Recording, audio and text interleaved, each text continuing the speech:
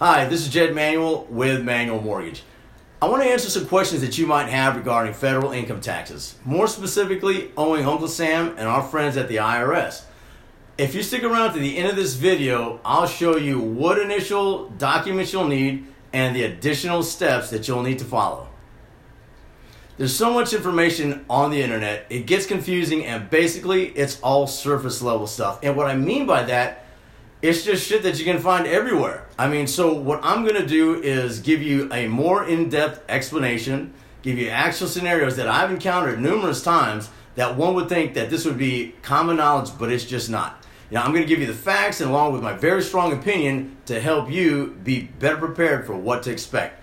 Now, today, once again, our topic is owing federal income taxes. This can mean W-2 wage earners, or for those who are self-employed. Now, for S corps, you'll need business owners. You'll need 1120Ss. Even if you're a LLC, this amount can actually be found on line 25. Now, the first thing I do after the initial interview, after finding out what your goals are for this new mortgage, when you plan on buying the house, and how long you plan on staying in the home, I request your tax returns. That's business and your personal taxes. What this does is give me the opportunity to start working on your qualifying income, calculating your qualifying income, your deductions, any kind of add backs, and of course, the topic of this video, which is taxes that you might owe the IRS.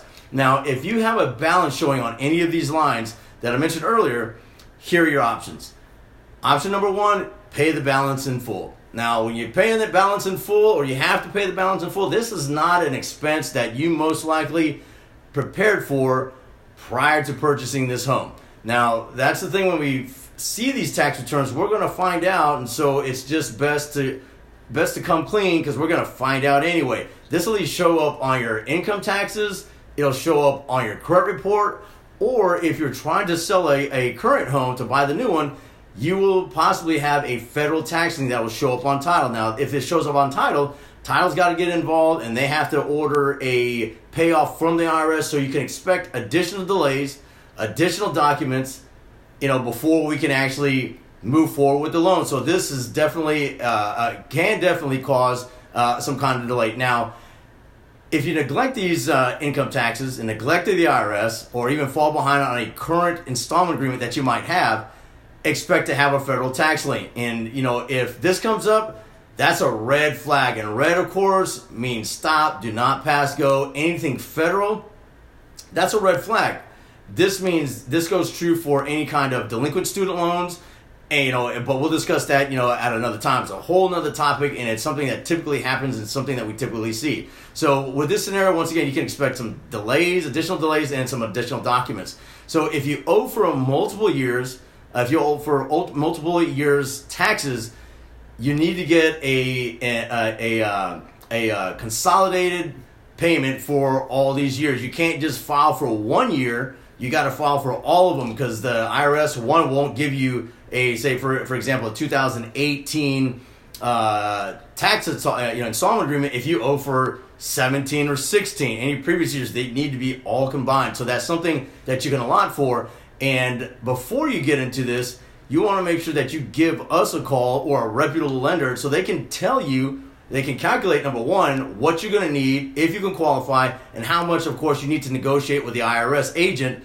for a monthly payment in order to still qualify. Now, as a guide, conventional loan is we're going to require 1 month proof of payment along with the installment agreement. Now, once you get that installment agreement and they agree to it, it can take up to 21 days depending on the time of the year. Now, if you try to file for this installment agreement during tax time, you can expect a month or maybe even 2 months delay. It just really depends.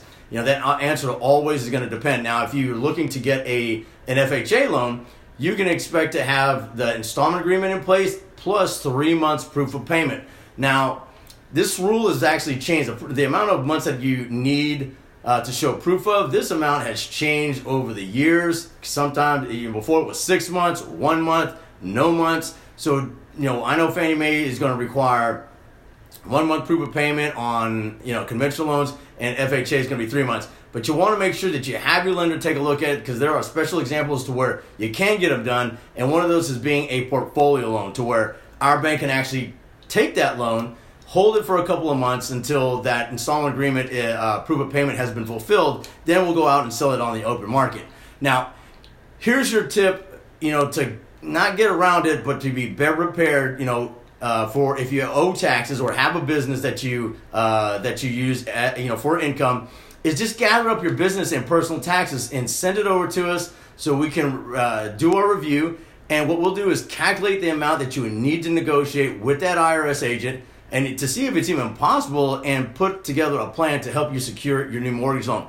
Now, with this upcoming year, with this year coming to an end, particularly for self-employed borrowers, let's have a look at your income taxes, prior to filing your 2020 or previous year's returns. Remember, self-employed borrowers file as little as income taxes as possible, little income as possible, to prevent or minimize your bill to Uncle Sam. Now, if you plan on buying a home, let my team, send that over to my team so we can show you how to file your income taxes and have a better chance of qualifying for your new home.